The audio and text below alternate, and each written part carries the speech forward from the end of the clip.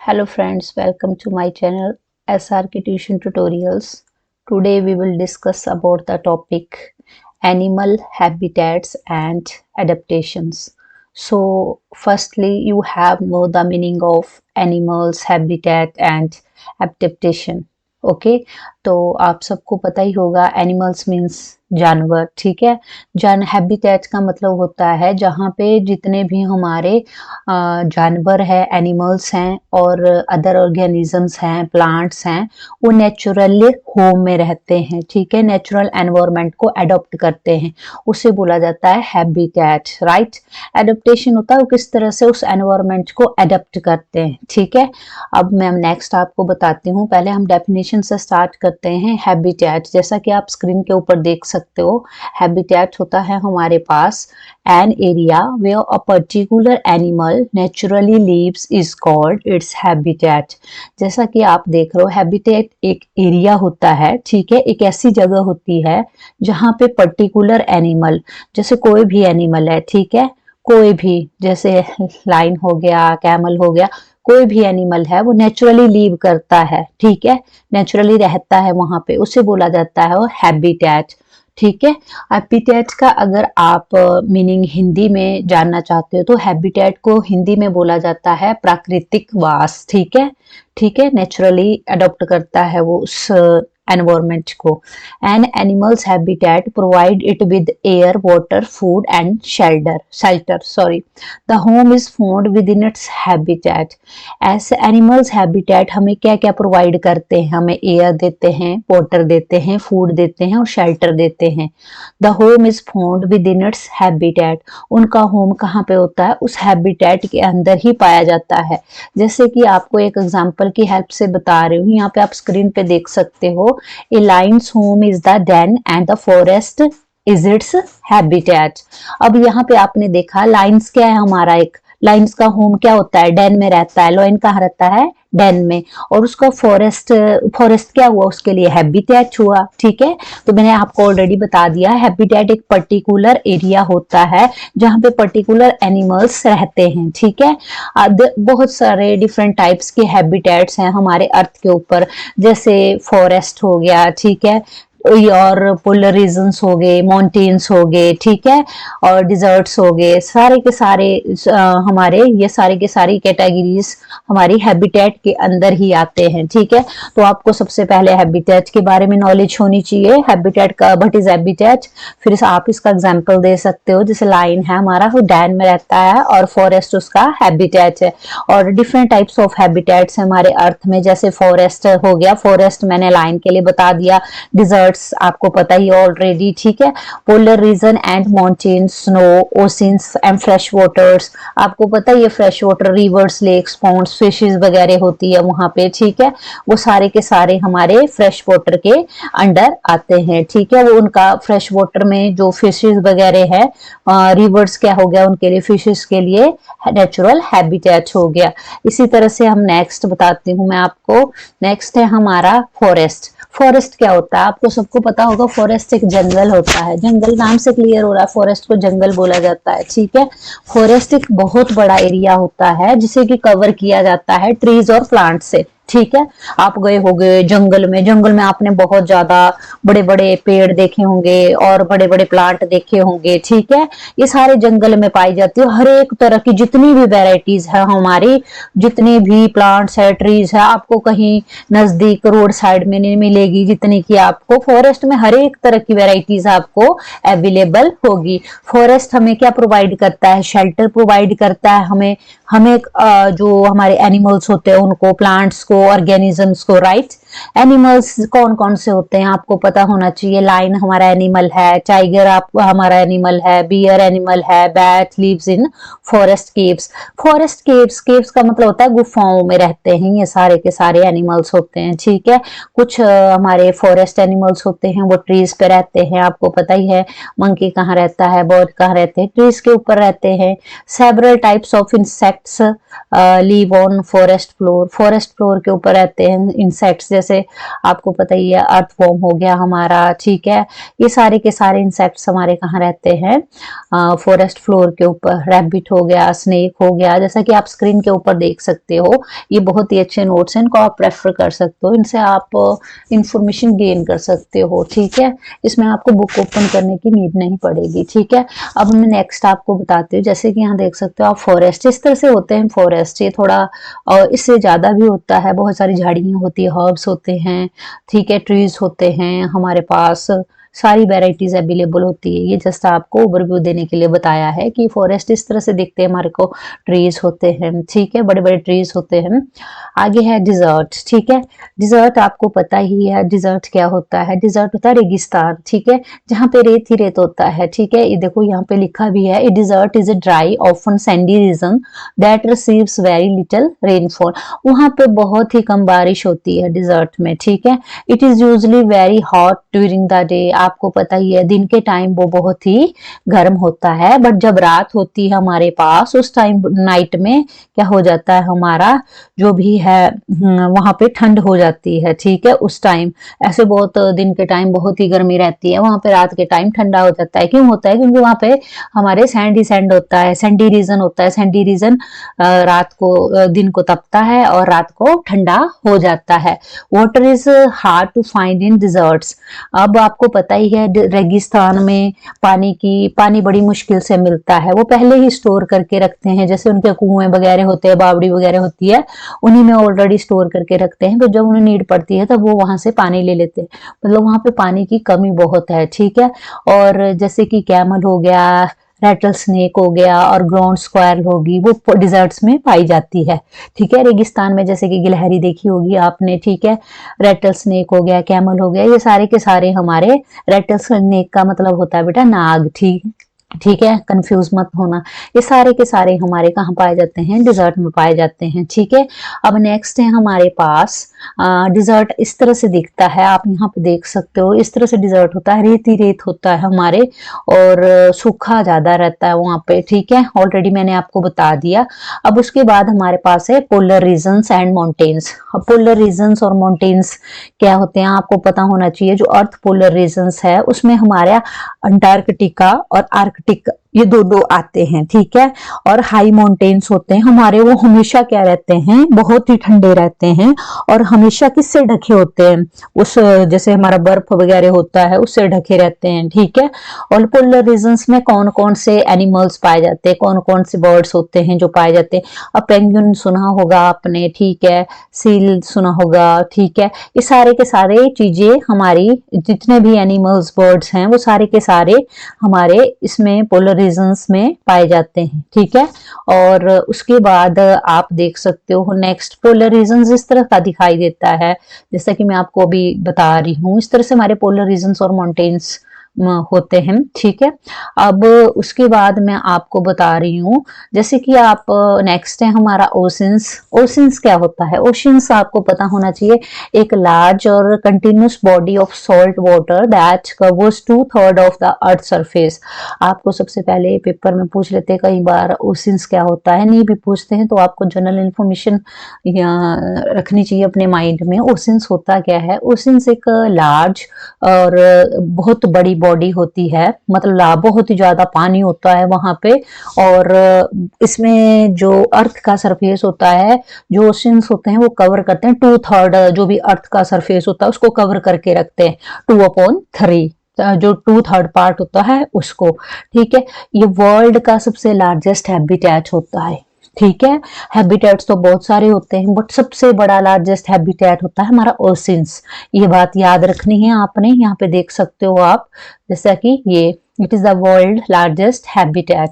It is divided into the Pacific Oceans, the Atlantic Oceans, the Indian Ocean, the Arctic Oceans and the Southern Oceans, ठीक है।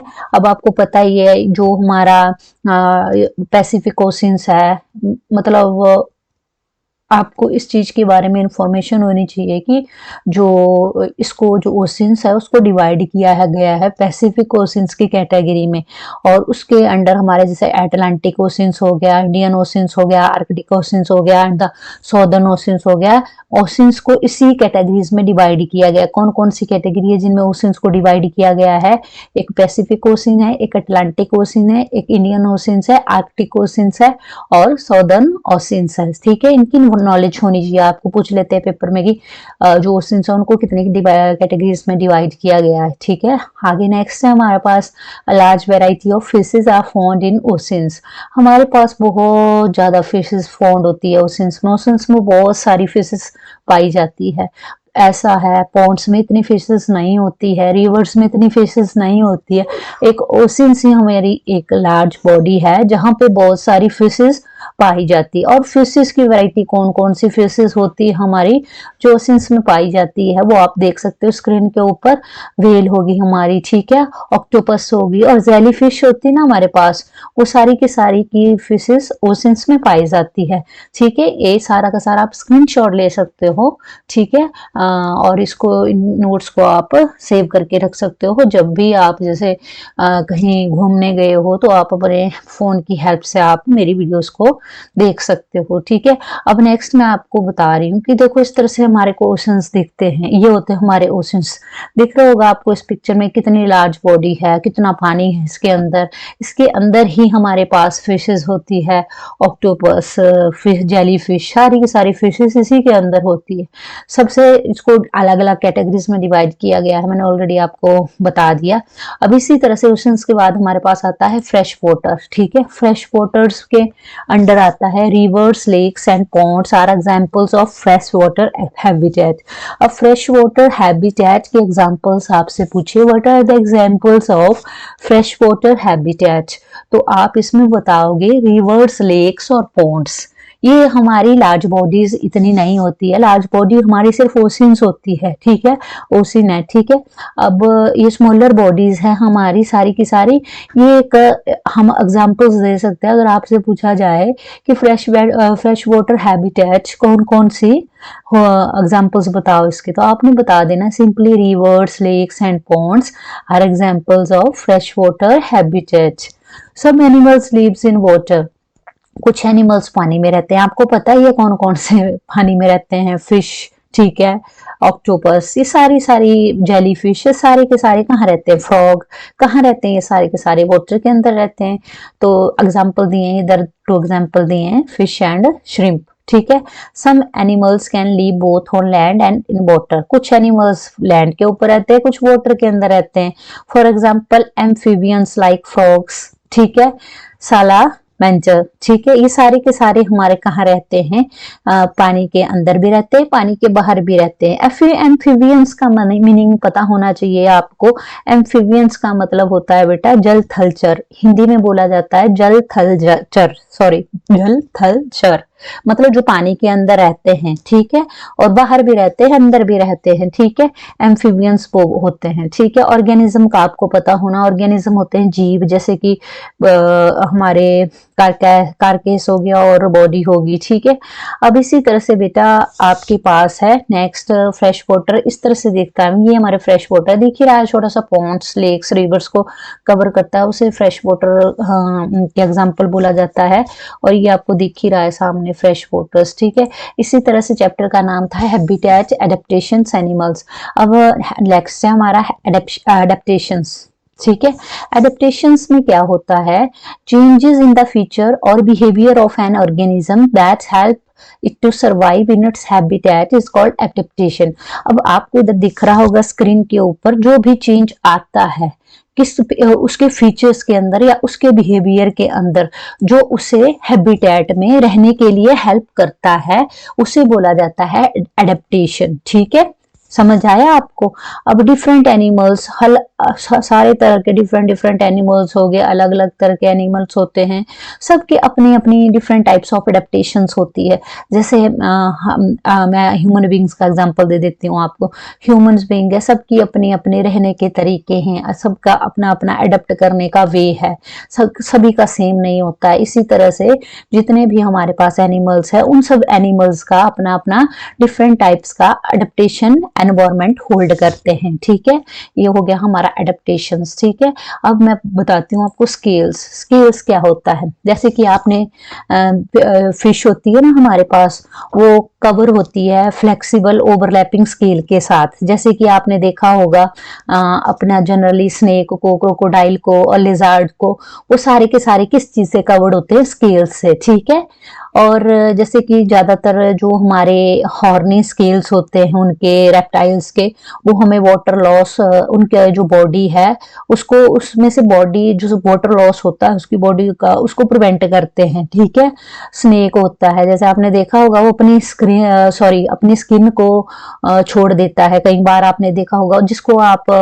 अपनी language में बोल देते हो कैंचुल करके बोलते हो। कैंचुल क्या कर देता है, अपनी स्किन को, स्केल को बोलते हैं हिंदी में कैंचुल, उसको छोड़ देता है वो, और फिर उसकी बॉडी बिल्कुल न्यू दिखती है। देखा होगा आपने जनरली।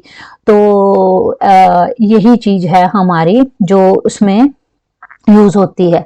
अब shedding of skin to acquire new burn is called moulting. अब मोल्टिंग आपसे पूछा जाएगा, तो मोल्टिंग का मतलब होता है, जैसे वो अपनी ये रेप्टाइल्स है हमारे, ये क्या कर देते हैं, अपनी आउटर स्किन को क्या कर देते हैं, छोड़ देते हैं। ठीक है, जैसे कि स्नेक है, स्नेक अपने कैंचुल को छोड़ देता है और नई उसकी बॉडी हो जाती है, बिल्कुल न्यू दिखती है।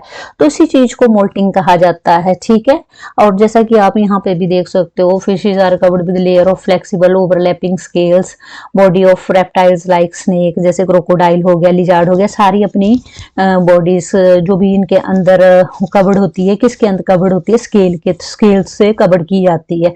ठीक है, और ये क्या कर देती है, इनके मतलब, इसलिए जनरली आपसे पूछेंगे कि स्केल्स का यूज क्यों होता है इनमें, क्योंकि जितना भी वाटर लॉस होता है उसको रोकता है उनकी बॉडी में से।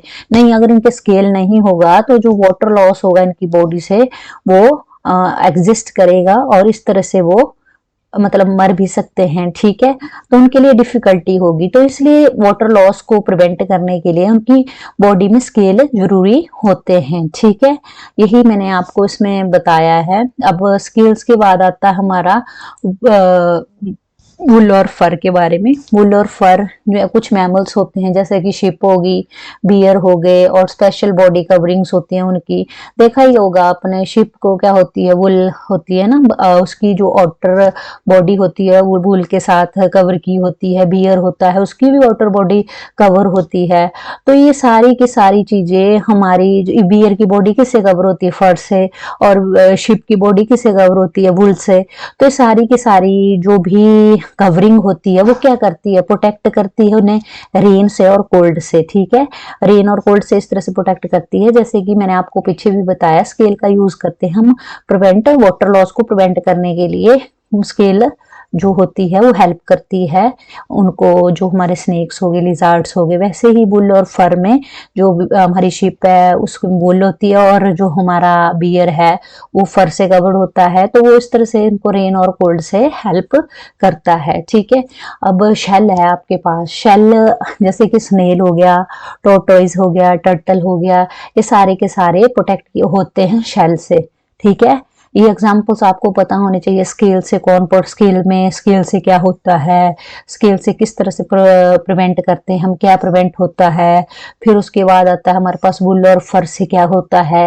अब हम पढ़ रहे हैं शेल से। शेल से कौन से एनिमल्स होते हैं जो प्रोटेक्टेड होते हैं। ठीक है, तो स्नेल हो गया, जैसे आपने देखा ही होगा, टोर्टोइज हो गया, पता ही आपको टोर्टोइज होता क्या है, टर्टल, ये सारे के सारे हमारे शेल से प्रोटेक्टेड होते हैं। ठीक है, when these animals sense danger they withdraw their head and feet into the shell। ठीक है, जब ये इन एनिमल्स को लगता है, ये खतरे को सेंस कर लेते हैं, और ये फिर क्या कर देते हैं, अपने हेड और फीट को शेल के अंदर रख देते हैं, इससे वो सेफ जोन में चले जाते हैं। ठीक है, ये सारी की सारी चीजें आपको पता होनी चाहिए। बहुत इंटरेस्टिंग चैप्टर है, लग रहा होगा आपको इंटरेस्टेड। ठीक है, स्नेल, टोरटॉइस एंड टर्टल ही एक ऐसे एनिमल है जो शेल से प्रोटेक्टेड रहते हैं। ये जल्दी से इनको पता चल जाता है, ये सेंस डेंजर को सेंस कर लेते हैं, डेंजर साइन को सेंस कर लेते हैं। जैसे कोई मतलब इनको पता लग जाता है सेंस करके कि हाँ कोई आ रहा है, कोई हमें मार देगा, तो ये अपने जो हेड होता है और फीट होती है उसको सेल के अंदर डाल देते हैं। ठीक है, इस तरह से वो अपने आप को बचा देते हैं। ठीक है, इसी तरह से आप बताइए आपको फीदर्स क्या होता है। जैसे कि बर्ड्स होते हैं वो कवर होते हैं फीदर्स के साथ, फीदर्स उन्हें हेल्प करता है उड़ने में। ठीक है, और इस तरह से बर्ड्स को वो प्रोटेक्ट करता है रेन और कोल्ड से। फीदर्स हम उन्हें रेन और कोल्ड से, वैसे ही मैंने आपको ऑलरेडी बता दिया, जो वुल एंड फर है वो उनको प्रोटेक्ट करता है रेन और कोल्ड से।